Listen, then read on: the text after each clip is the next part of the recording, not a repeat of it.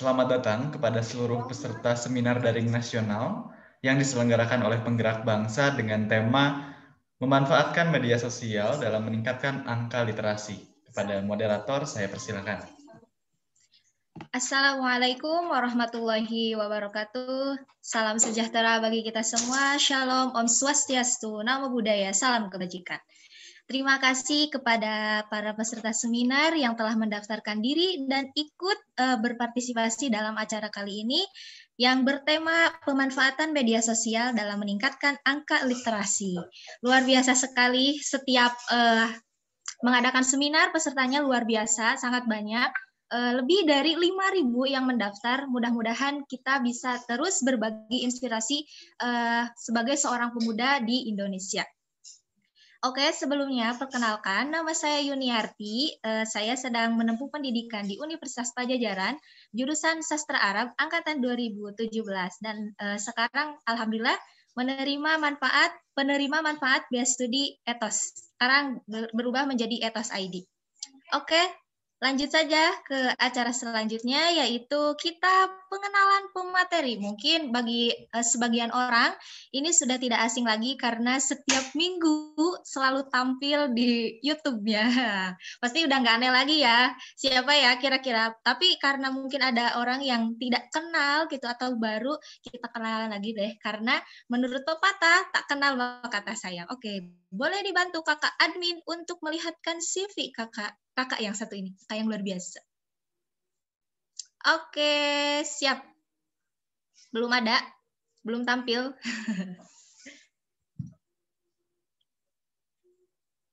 Sudah muncul? Belum, Kak. Masih loading.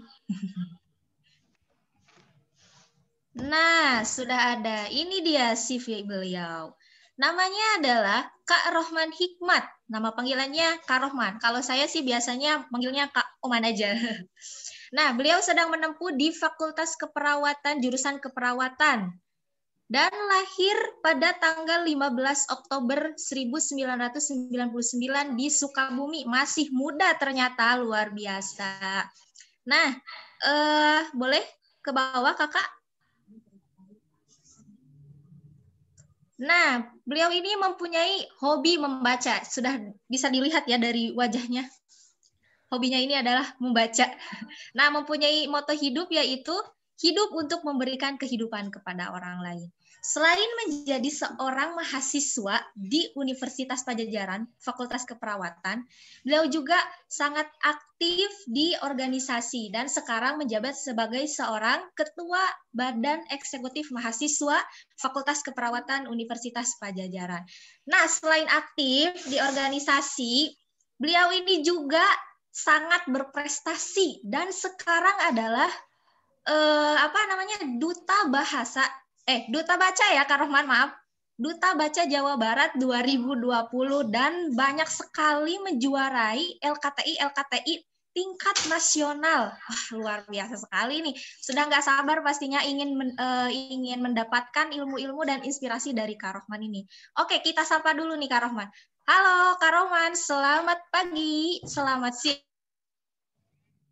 selamat sore, selamat malam. Halo Kak Uni, selamat pagi. Apa kabar? Alhamdulillah luar biasa, sehat. Gimana nih Kak Rohman, sehat? Alhamdulillah sehat. Jadi saya dan Kak Uni ini teman-teman semuanya adalah penerima manfaat Bea Studi Ethos. Iya. Boleh nanti kalau misalkan kepo-kepo tentang Ethos Beasiswa ya. ini boleh dicek ya Instagramnya Iya. @ethos_Sumedang. Iya. Atau dompet Alfa juga bisa. Nah itu. Ya, gimana Kak Rohman? Kuliahnya lancar? Alhamdulillah kuliahnya harus dilancarkan. Kalau tidak Iya. lancar nanti bingung. Iya benar. Bentar lagi ya, mudah-mudahan. Mudah-mudahan segera diselesaikan, segera Iya, diluluskan ya. amin. Oke, langsung saja nih Kak Rohman, karena mungkin para peserta sudah tidak sabar menunggu Kak Rohman. Langsung saja saya persilahkan kepada Kak Rohman untuk menyampaikan materi tentang pemanfaatan media sosial dalam meningkatkan angka literasi. Kepada Kak Rohman, saya persilahkan. Oke, baik. Terima kasih Kak Yuniarti sebagai moderator atas kesempatan yang sangat luar biasa. Assalamualaikum warahmatullahi wabarakatuh. Waalaikumsalam warahmatullahi Salam Om Swastiastu, Namo Buddhaya, salam kebajikan untuk kita semua, dan salam sehat untuk kita semuanya. Senang sekali hari ini bisa ketemu lagi sama teman-teman untuk berdiskusi, untuk sharing, untuk berbagi informasi terkait dengan kegiatan hari ini. Dan temanya ini sangat-sangat unik, sangat-sangat cantik. Ini kita mengangkat tema tentang media sosial, di mana setiap dari kita pasti telah memiliki media sosial ya. Pasti sekarang itu nih baru bangun tidur aja kita ceknya itu media sosial. Dicek Instagramnya, dicek juga misalkan WhatsApp-nya, cek Line-nya. Jadi kita tuh nggak pernah lepas dari yang namanya media sosial. Dan itulah yang menyebabkan kita pada akhirnya mengangkat tema pada hari ini. Karena media sosial ini memiliki power itu dan juga telah mempengaruhi kehidupan manusia. Oleh karena itu kita harus mengoptimalkan peranan media sosial ini agar jauh bisa lebih berkembang lagi. Maka dari itu kita akan bahas bareng-bareng bagaimana sih caranya agar kita bisa memanfaatkan media sosial ini dengan sangat luar biasa untuk meningkatkan angka literasi di Indonesia. Namun selain itu, teman-teman, ini sedikit intermezzo dulu ya. Ketika kita misalkan buka media sosial, bangun pagi, terus pas dicek Instagramnya, ternyata kita ngelihat kata-kata motivasi. Itu pasti seneng banget kan. Terus kayak menjadi suatu penyemangat juga untuk kita menjalani aktivitas selanjutnya. Karena pagi-pagi tuh kita udah ngelihat, ternyata ada kata-kata motivasi di media sosial. Ini pun menjadi suatu hal yang sangat penting untuk kita ini memanfaatkan media sosial sebaik mungkin. Karena media sosial ini dengan kata-katanya, dengan unggahannya, dengan apa yang kita posting, bisa sangat mempengaruhi keberlanjutan dari hidup setiap individu, keberlanjutan dari semangat setiap individu. Kita bisa mempengaruhi banyak orang melalui media sosial. Oleh karena itu, yuk kita mulai dari sekarang, manfaatkan media sosial dengan sebaik mungkin. Oke, saya akan share screen mengenai materi pada hari ini. Oke, ini tentang pemanfaatan media sosial.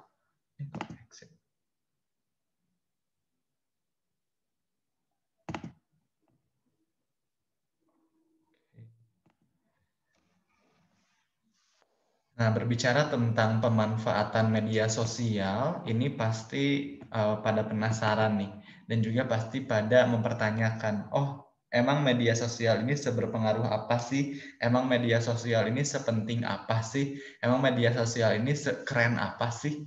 Oke, teman-teman, perlu kita ketahui bahwa pengguna internet di Indonesia ini sudah mencapai 150 juta jiwa, yang artinya 56% dari penduduk Indonesia telah menggunakan internet. Dan juga di sini jumlah pengguna internet mobile ini berjumlah 142,8 juta jiwa. Dan ini dicatat dari Asosiasi Penyelenggara Jaringan Internet Indonesia atau APJII yang mencatat adanya peningkatan 15-20% traffic internet di masa pandemi COVID-19. Itu artinya terjadi peningkatan yang sangat tajam di masa pandemi COVID-19 ini.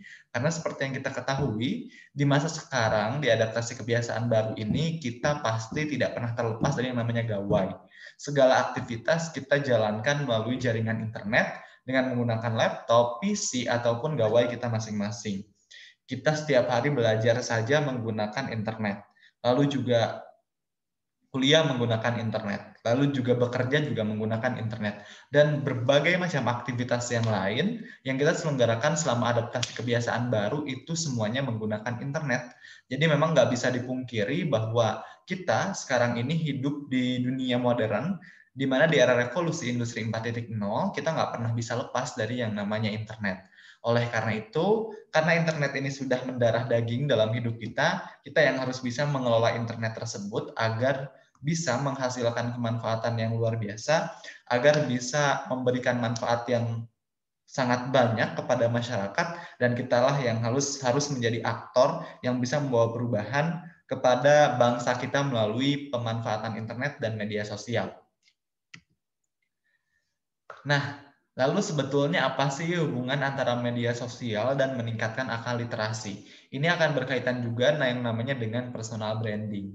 Menurut McNally dan Speak pada tahun 2004 menyebutkan bahwa personal branding ini merupakan persepsi yang tertanam dan terpelihara di benak orang lain yang memiliki tujuan akhir agar publik punya pandangan positif terhadapnya sehingga dapat berlanjut kepada kepercayaan dan loyalitas. Teman-teman, kalau kita udah punya personal branding yang bagus nih, apalagi di media sosial, kita tuh akan semudah itu untuk mempengaruhi orang-orang. Kita ini akan semudah itu untuk mempengaruhi dan meningkatkan minat baca masyarakat karena kita didengarkan. Melalui personal branding yang bagus, kita ini akan menjadi seorang influencer, kita ini akan didengarkan oleh orang lain. Apa yang kita katakan ini akan mudah untuk orang lain lakukan. Bayangkan teman-teman semuanya, kalau misalkan YouTuber nomor 1 di Indonesia yaitu Atta Halilintar, terus yang keduanya ada Ria Ricis, itu isi konten YouTube-nya adalah menyebarkan virus-virus literasi. Mereka ini sudah punya personal branding sendiri. Jadi dengan pengikut mereka yang luar biasa banyak, pasti ada beberapa bahkan banyak sekali yang terpengaruh untuk menjalankan aktivitas-aktivitas membaca, untuk meningkatkan minat ke perpustakaan, untuk meningkatkan literasi dari setiap individunya.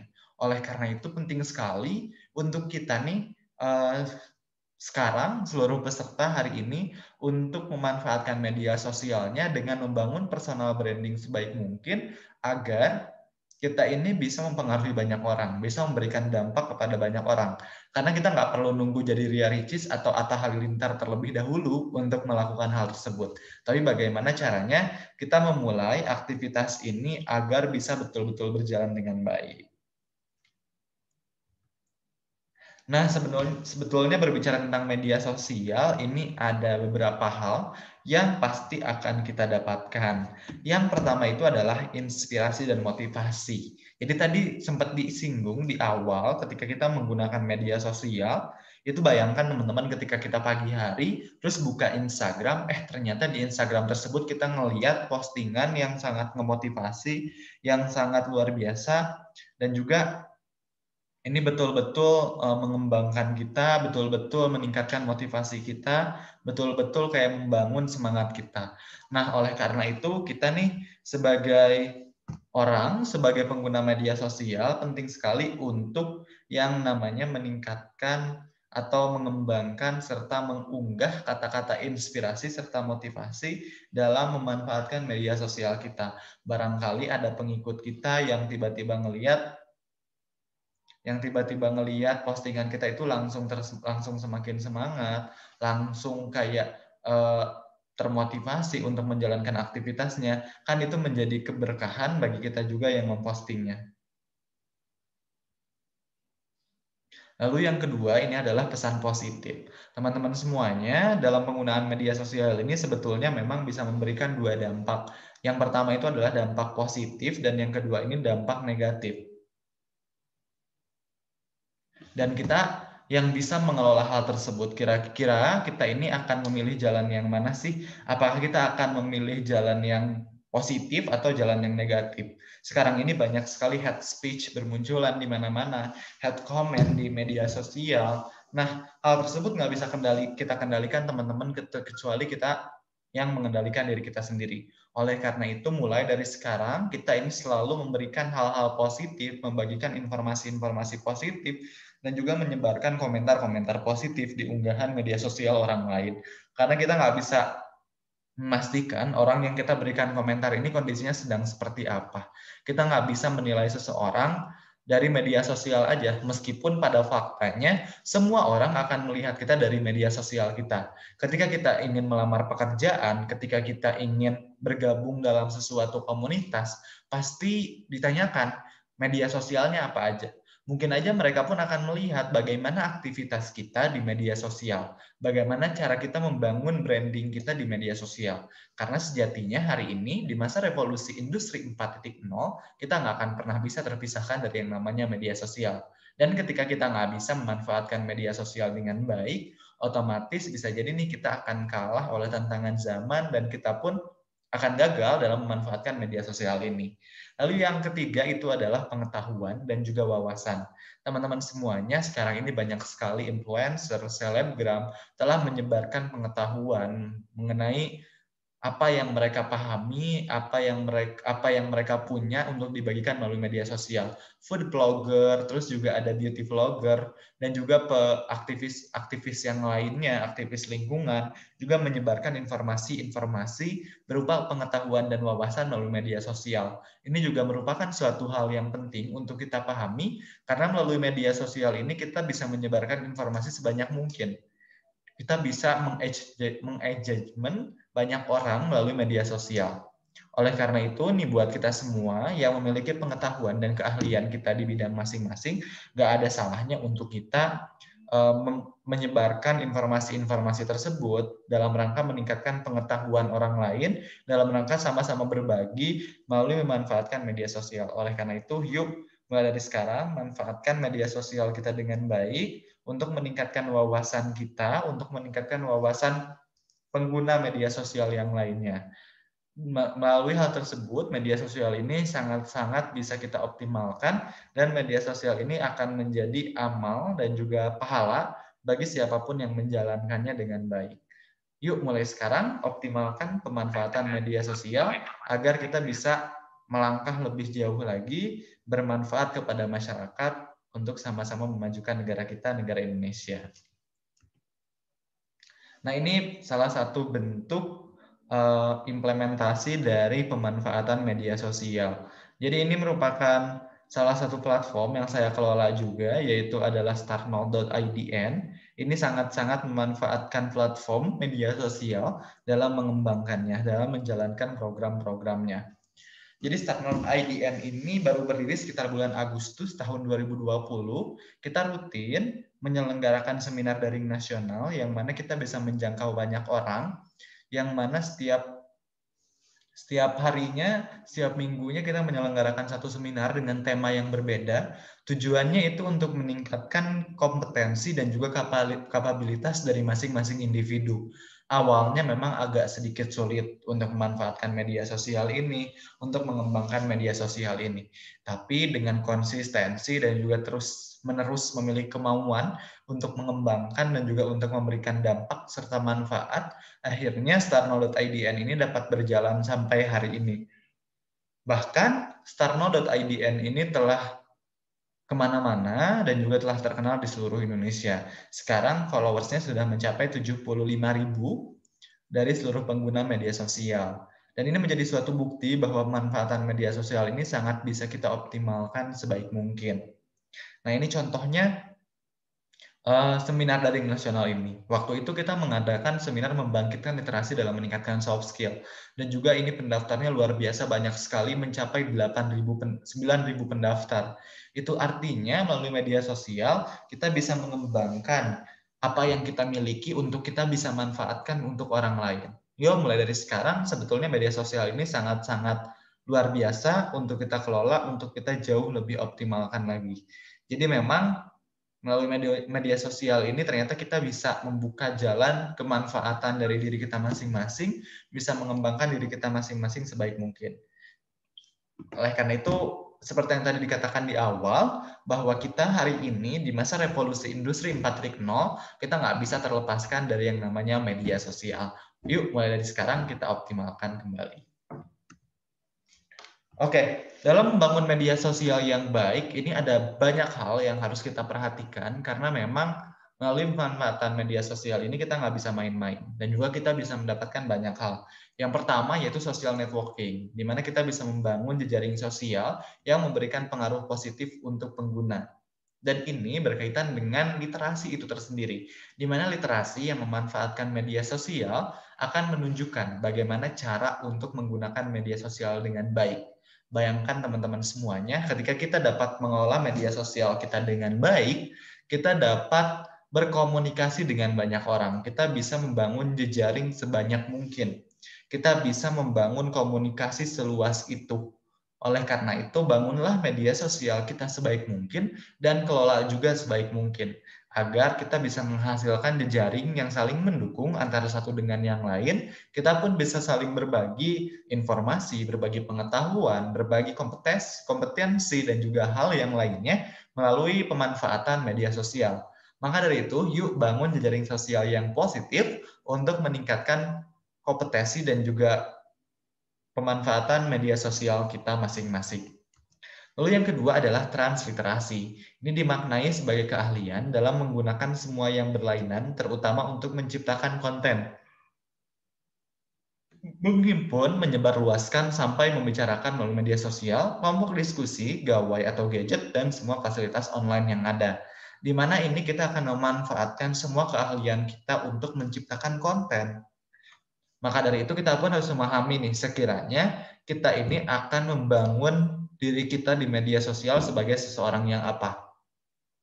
Seorang beauty blogger dalam menciptakan media sosialnya, dalam mengolah media sosialnya, pasti akan membentuknya dengan keahlian dia, yang mana dia make up dan lain sebagainya. Dan itu merupakan suatu keahlian yang mana saling membangun antara satu dengan yang lain untuk sama-sama menciptakan konten.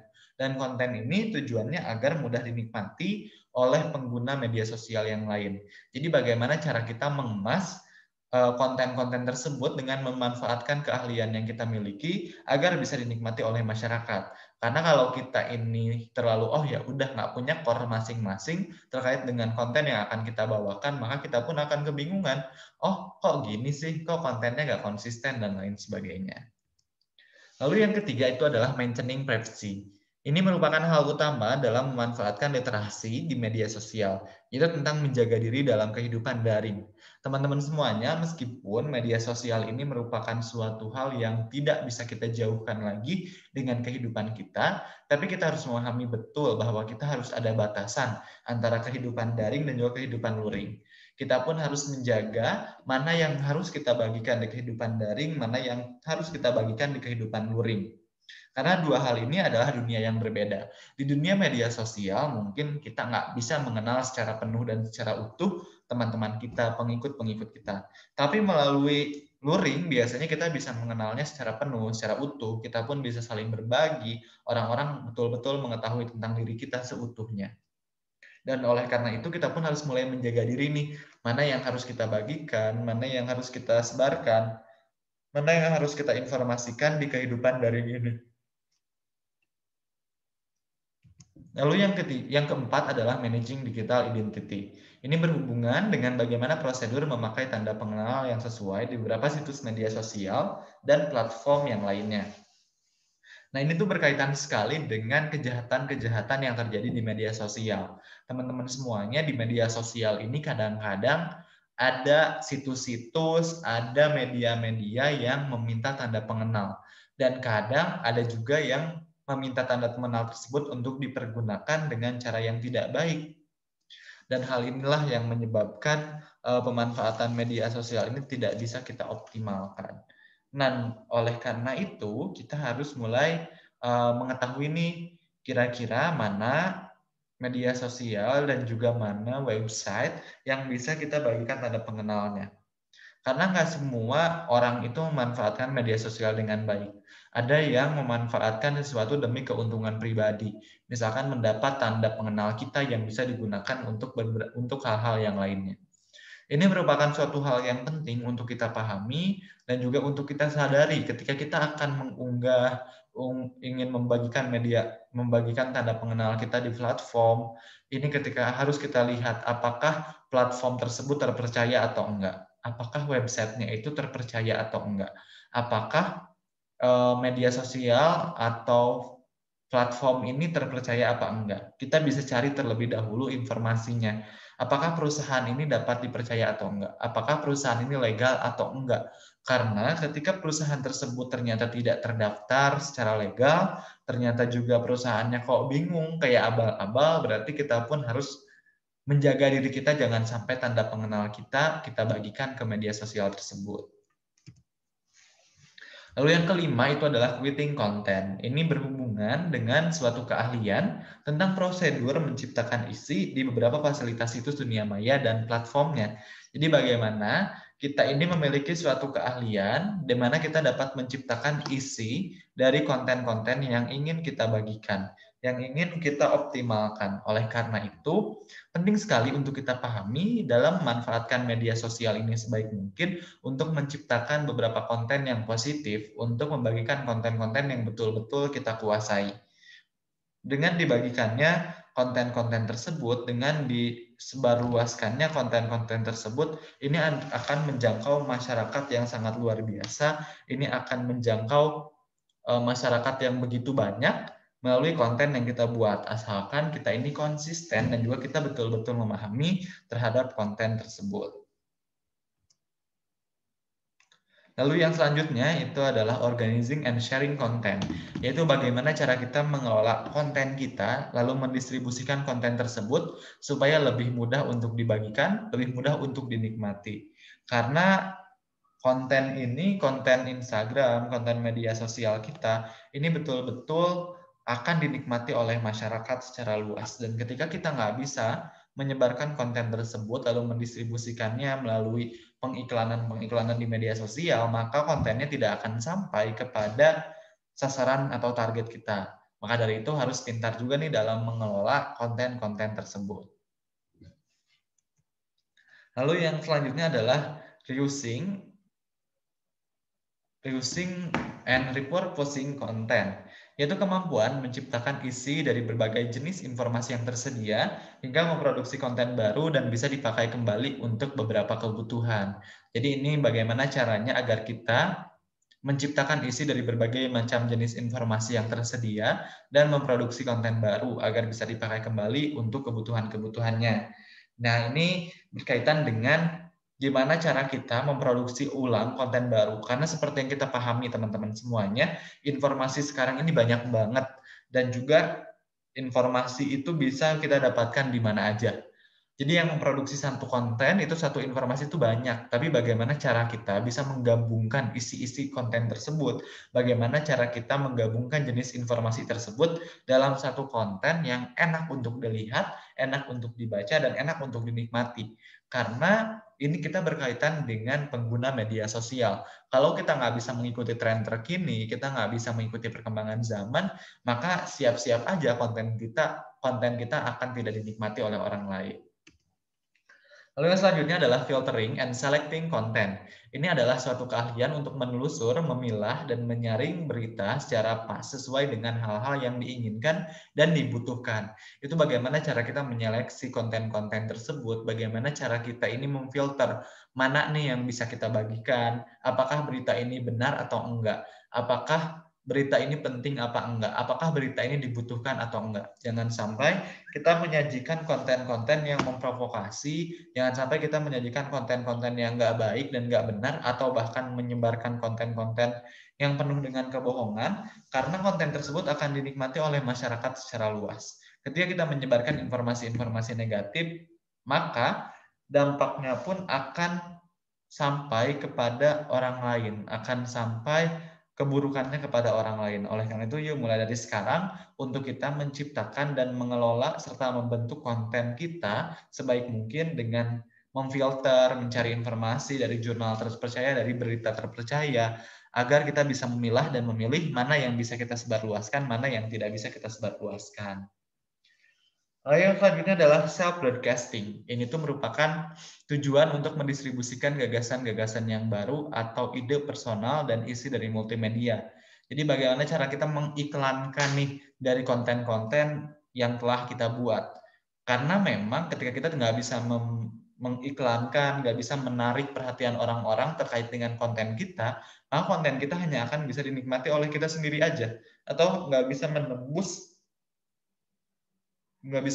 sasaran seluas mungkin. Maka dari itu diperlukan juga kemampuan untuk kita ini mampu broadcasting dari konten-konten yang telah kita buat agar bisa sampai ke seluruh penjuru masyarakat, khususnya target dan sasaran kita.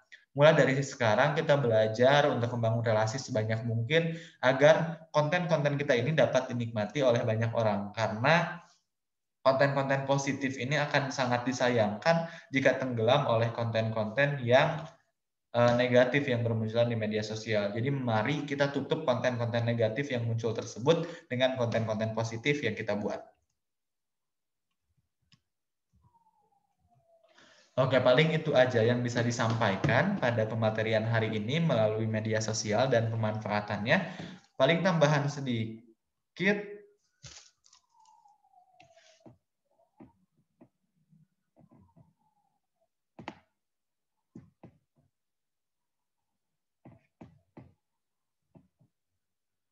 Oke, ini di stop share screen dulu.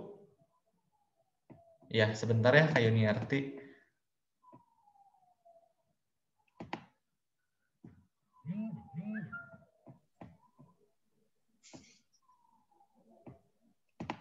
Oke, paling tambahan sedikit bahwa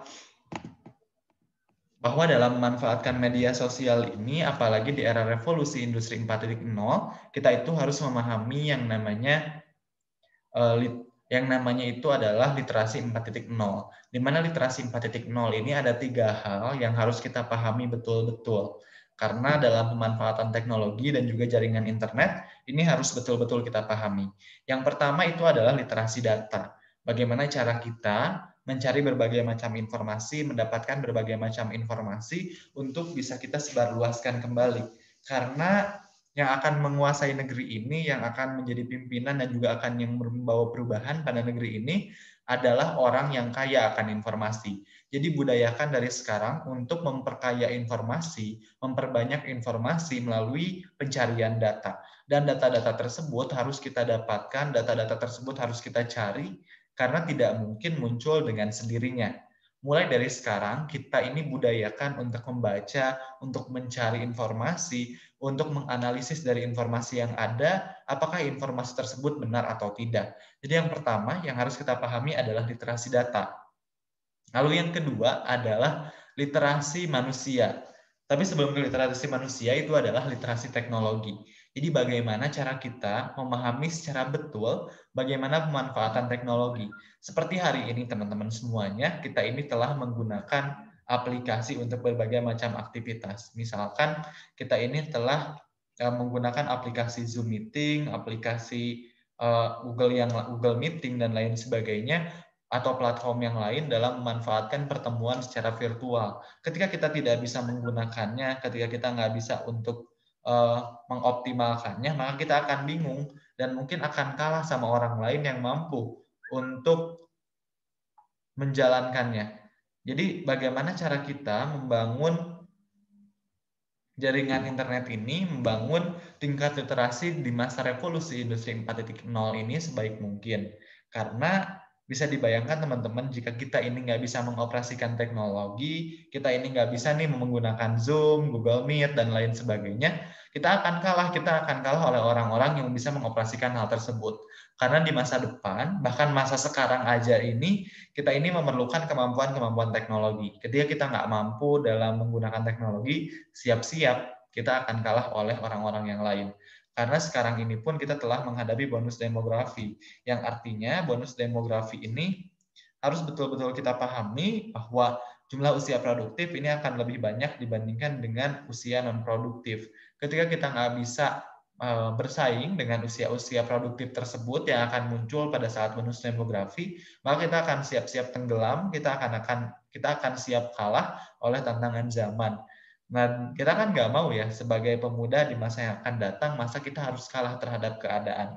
Kita salah terhadap tantangan zaman. Oleh karena itu, mulai bekali diri kita dari sekarang, mulai kita ini bekali dengan berbagai macam wawasan dan juga pengoptimalisasian skill teknologi, karena itu sangat dipentingkan demi kemajuan bangsa kita di masa yang akan datang.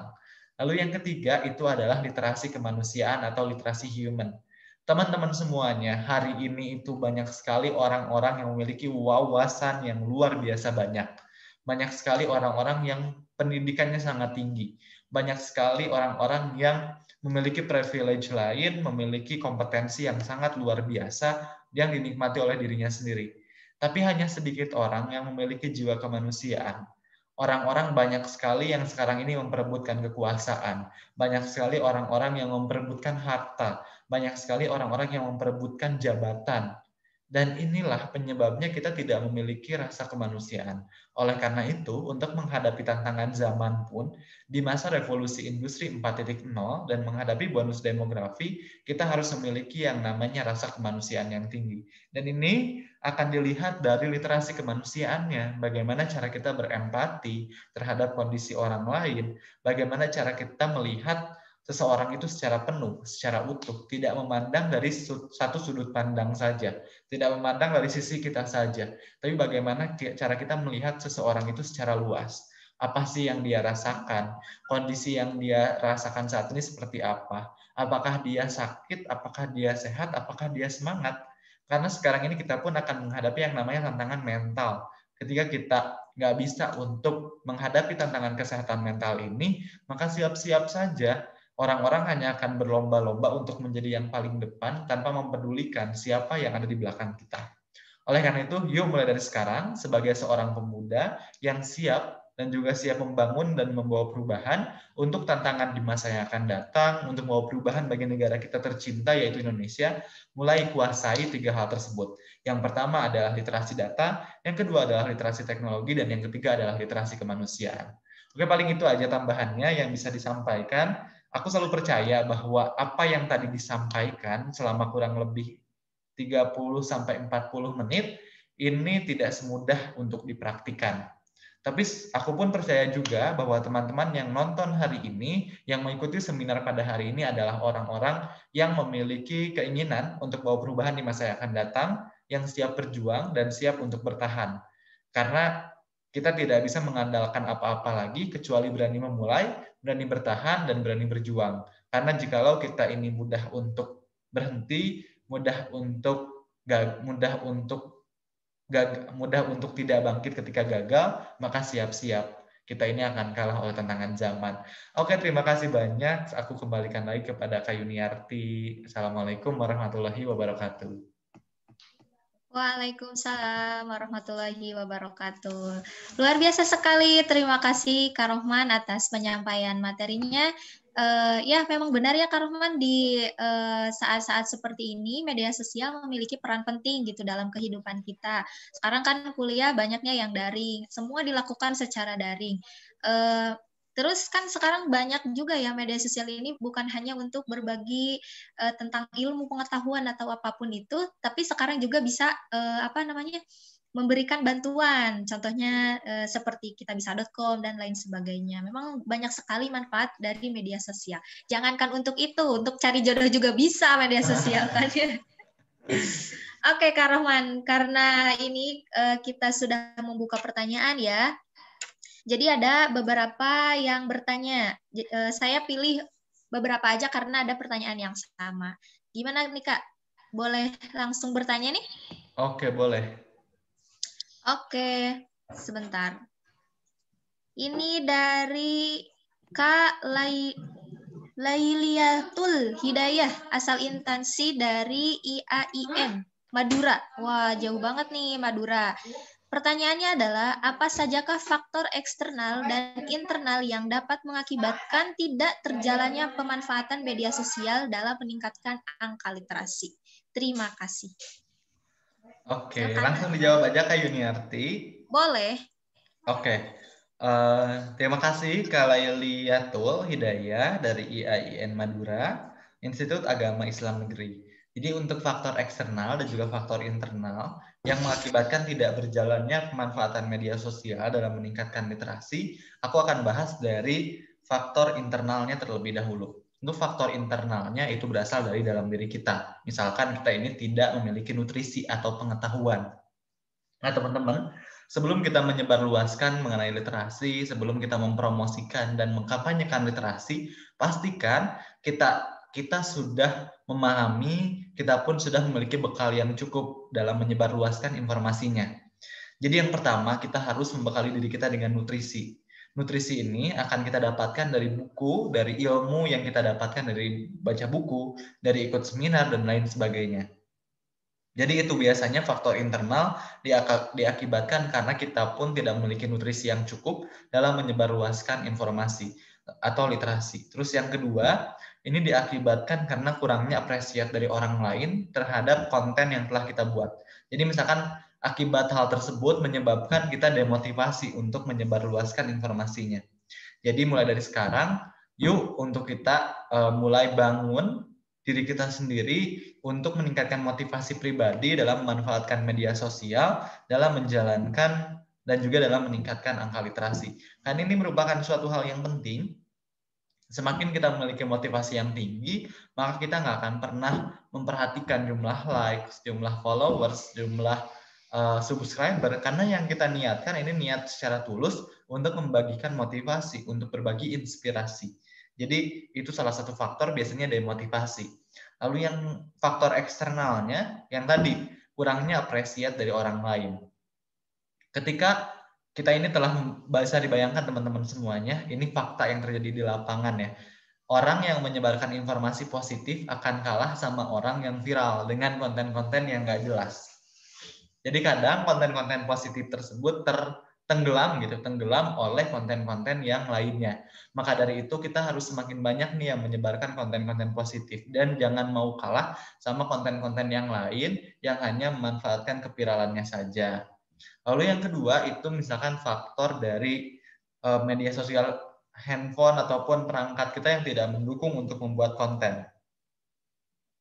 Ini juga menjadi suatu faktor yang membuat kita ini menjadi malas untuk membuat konten karena ngerasa device ataupun perangkat kita ini nggak mampu nih untuk membuat konten-konten yang bagus. Jadi kita udah minder duluan, ngerasanya itu nggak cukup, udah insecure duluan dalam menciptakan konten.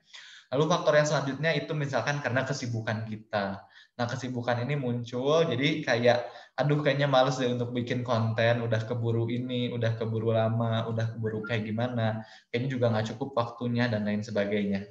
Jadi, itu juga menjadi suatu penyebabnya. Lalu yang selanjutnya lagi, faktor eksternalnya karena dukungan dari teman-teman kita. Pernah nggak sih teman-teman ketika kita membagikan informasi-informasi positif, ketika kita ini mulai berbagi, tiba-tiba ada teman kita yang seenaknya berkomentar negatif. Tiba-tiba, sok-sokan, kok kayak gitu, sok tahu, dan lain sebagainya. Jadi kadang hal-hal tersebut yang menyebabkan kita itu jadi kayak, kok aku nggak ngerasa dihargain dari hal-hal tersebut. Karena kita terlalu berfokus pada apa yang orang lain sampaikan itu hal-hal yang negatif. Padahal ketika kita perhatikan kembali nih teman-teman semuanya, orang yang mendukung kita tapi nggak langsung bilang ke kita, jadi kayak hanya sekedar like, cuman baca doang, itu jauh lebih banyak dibandingkan orang-orang yang berkomentar negatif. Jadi kadang kita berfokus pada hal-hal negatif yang ditujukan kepada kita, tapi kita melupakan orang-orang yang mendukung kita secara penuh, secara utuh, yang tidak memperlihatkannya gitu. Jadi kadang kita berfokus pada hal-hal negatif saja, padahal ada orang lain yang mendukung kita, dan itu yang harus kita perjuangkan. Oleh karena itu, kalau aku pribadi menyarankan untuk mengatasi faktor internal dan juga faktor eksternal tersebut, fokuslah pada apa yang bisa kita lakukan, fokuslah pada orang-orang yang mendukung kita. Karena kita nggak bisa maksain orang-orang yang nggak suka sama konten kita, orang-orang yang nggak suka sama kita untuk jadi suka sama kita, ataupun suka sama konten yang kita bawakan. Jadi, tapi yang bisa kita terus perjuangkan agar kita tetap bertahan adalah bagaimana cara kita terus konsisten dalam menyebarkan informasi-informasi positif, dan juga bagaimana cara kita untuk senantiasa menjaga nih orang-orang yang telah mendukung kita. Gitu Kak Yuniarti, terima kasih banyak pertanyaannya. Oke, terima kasih Kak Rohman. Nah itu ya, Kak Lailiatul tadi jawaban dari pertanyaannya. Jadi memang benar ya, kadang saya sendiri juga suka merasa, minder nih karena dapat komenan yang sangat mengkritik gitu ketika upload di sosial media. Jadi kesananya nggak mau lagi soalnya pada komentarnya pada gini gitu kan. Padahal ya Kak Rohman, kita jangan terlalu berfokus kepada komentar negatif, kita harusnya konsisten gitu. Karena barangkali dari sana ada orang-orang yang secara tidak langsung mendapatkan manfaat dari apa yang telah kita lakukan gitu. Oke, kita langsung saja ke pertanyaan selanjutnya. Ini dari Kak Agus Nurmansyah. Assalamualaikum warahmatullahi wabarakatuh. Namanya dari Kak Agus Nurmansyah, asal instansi UIN STS Jambi. Pertanyaannya adalah, apa hal yang bisa menarik generasi muda untuk menggunakan teknologi dalam meningkatkan literasi? Kita tahu bahwa media sosial lebih asik dimainkan untuk bersenang-senang. Masih banyak generasi milenial yang menganggap literasi terasa bosan gitu Kak, dan kurang menyenangkan katanya. Gimana nih Kak Rohman, menurut Kak Rohman? Oke, baik, terima kasih. Waalaikumsalam, Kak Agus Nurmansyah dari Jambi. Nah, ini terkait dengan generasi muda dalam memanfaatkan teknologi, khususnya media sosial, dalam mengkampanyekan literasi.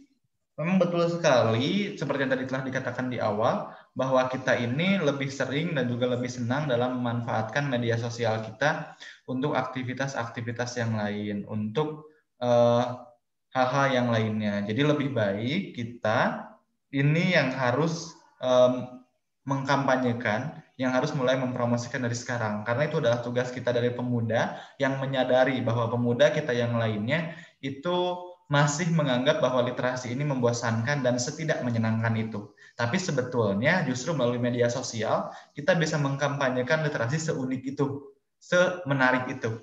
Misalkan nih yang sekarang sedang ramai dibicarakan itu mengenai drama Korea.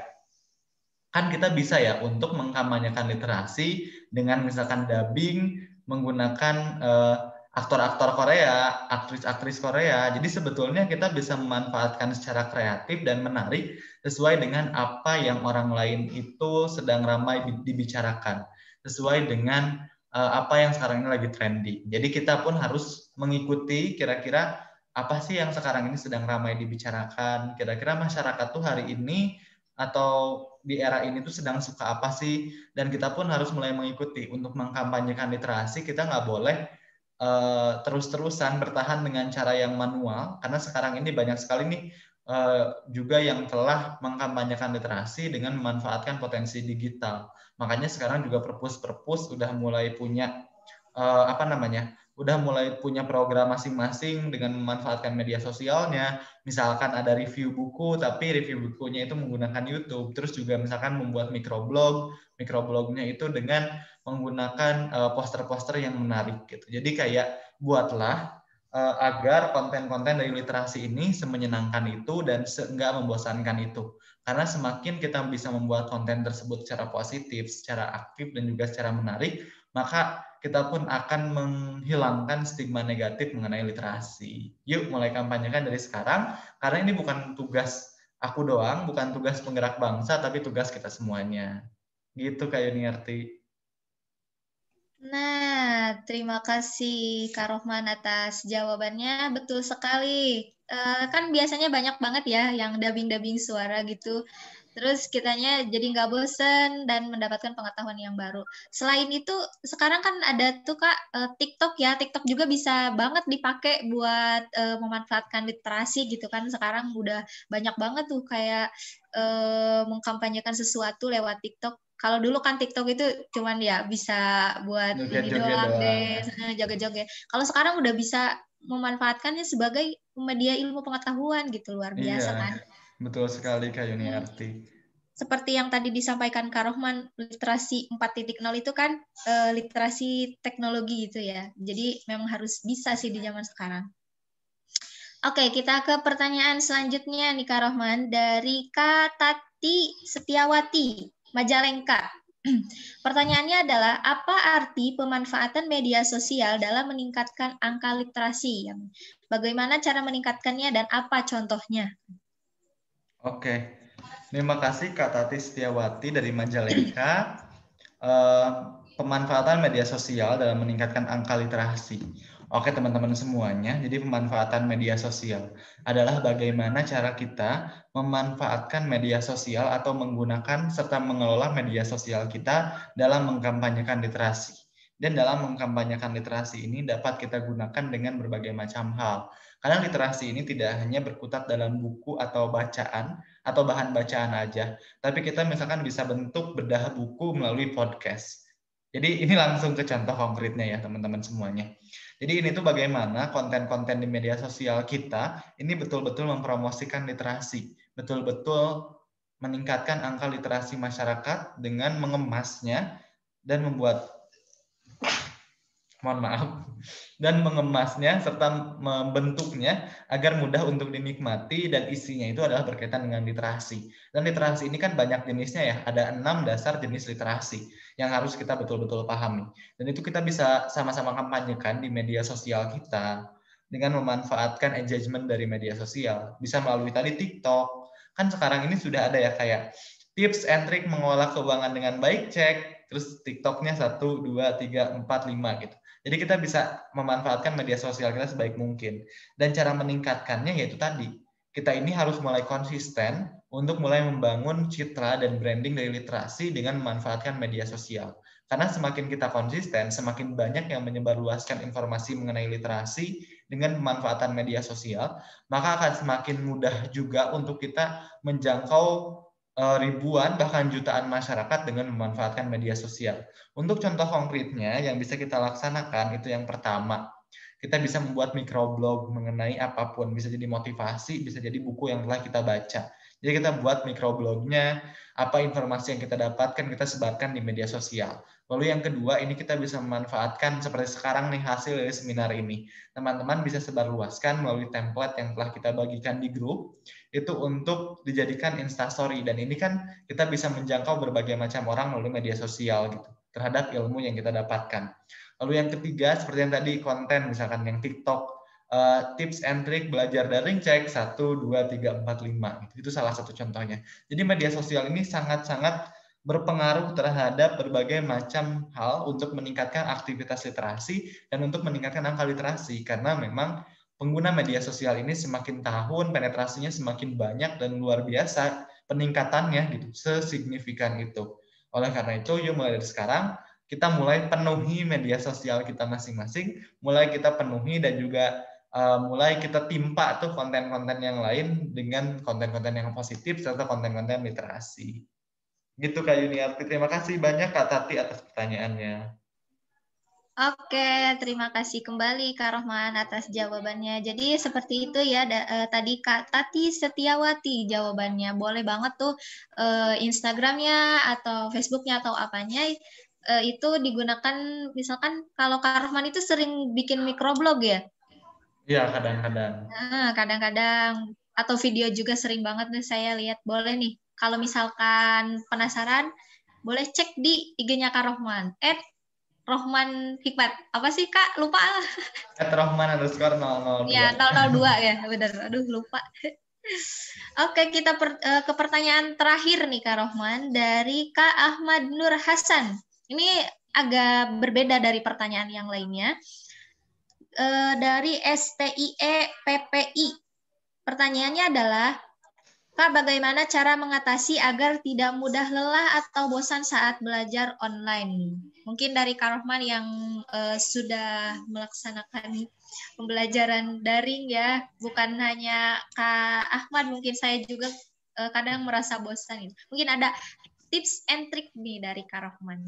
Oke, baik. Terima kasih Kak Ahmad Nur Hasan atas pertanyaannya. Waalaikumsalam.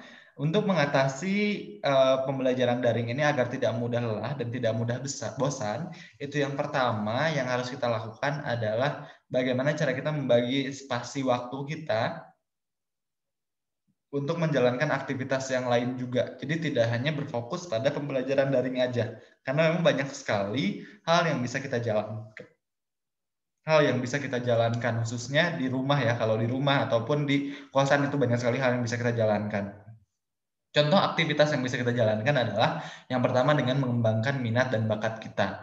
Jadi karena minat dan bakat ini sesuai dengan hobi kita dan juga passion kita, jadi biasanya ada suatu, karena pembelajaran daring ini kadang ya agak sedikit sulit untuk kita nikmati karena mungkin ketidaksukaan kita terhadap mata kuliah dan lain sebagainya. Nah, kita bisa coba itu dengan menjalankan aktivitas yang lain di luar pembelajaran daring, di luar waktu pembelajaran daring juga, untuk mengembangkan minat dan bakat sesuai dengan passion kita. Jadi kita kembangkan hal tersebut, seenggaknya kita jalankan hal yang kita sukai untuk membarengi hal yang membosankan tersebut. Jadi semakin kita menjalankan aktivitas yang kita sukai, maka seenggaknya ada yang membuat kita bahagia dulu deh di luar pembelajaran daring. Terus yang kedua, ini kita kalau bisa jangan terlalu memfokuskan diri kita pada pembelajaran daring, dan juga kita harus menjaga jarak antara laptop ataupun monitor dimanapun ya, di HP, laptop maupun komputer. Kita harus menjaga jarak kita, jarak yang aman lah antara laptop atau layar dengan mata kita. Jangan terlalu dekat, jangan juga terlalu jauh. Dan juga sempatkan selama 20 menit sekali itu untuk menatap yang hijau-hijau. Misalkan kita keluar terlebih dahulu, kita melihat di luar ada apa selama 2 menit aja cukup. Itu untuk menyegarkan mata kita agar tidak mudah kelelahan. Lalu yang keempat, ini mulai jalankan komunikasi terbuka selama pembelajaran daring dengan keluarga kita ataupun dengan orang-orang yang ada di lingkungan kita. Karena ini penting sekali untuk kita mengkomunikasikan Apa sih yang sedang kita jalankan, apa sih yang harus kita sama-sama dukung untuk sama-sama membangun gitu.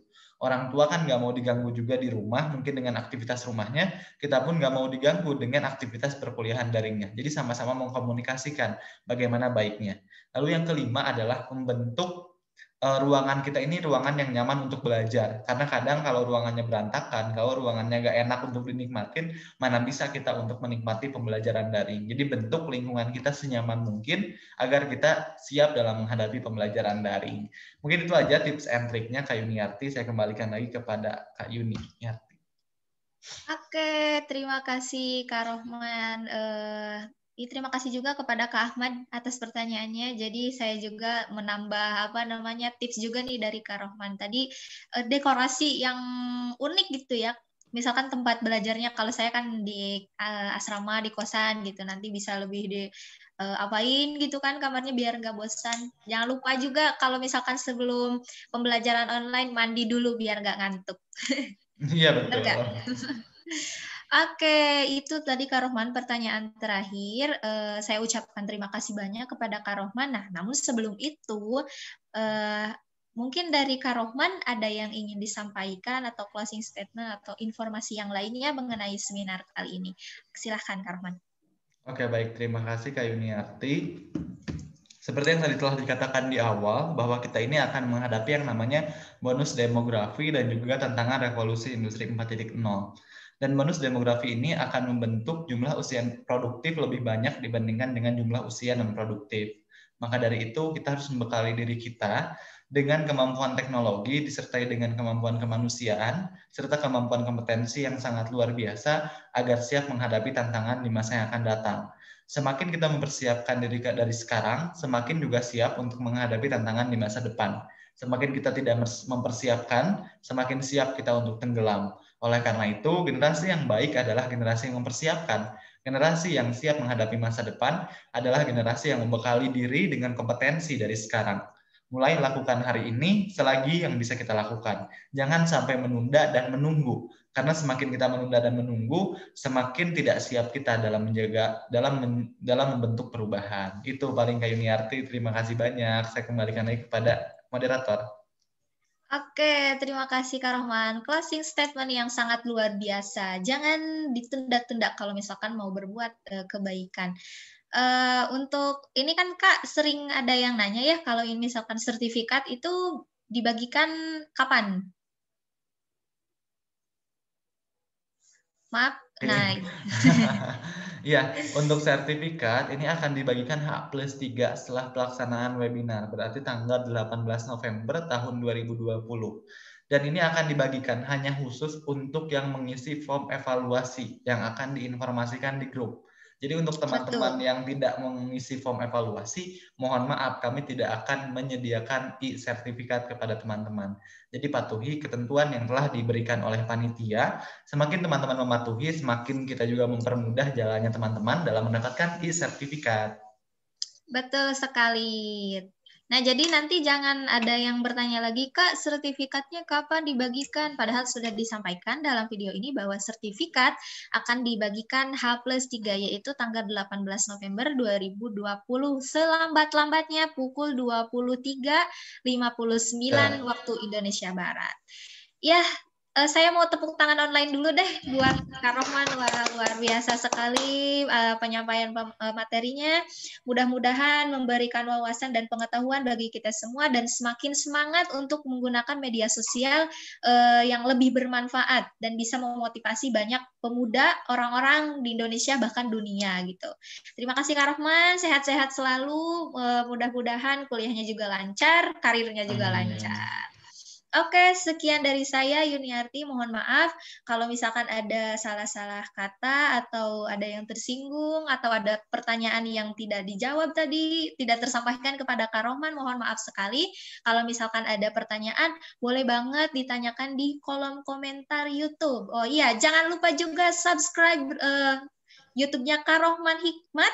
Dan jangan lupa follow Instagram-nya Penggerak Bangsa dan starnow.idn. Juga Instagram Kak Rohman, karena akan banyak sekali informasi tentang seminar nasional yang akan mengisi hari-hari yang lebih bermanfaat. Terima kasih, saya Yuniarti. Sampai jumpa kembali. Assalamualaikum warahmatullahi wabarakatuh. Selamat menyaksikan. Waalaikumsalam warahmatullahi wabarakatuh. Jangan lupa juga untuk follow Instagram Kak Yuniarti @DHEUNIE. Iya. Deuni. Jangan lupa ya untuk di-follow. Terima kasih banyak. Dadah. Sampai jumpa di seminar yang akan datang. Dadah.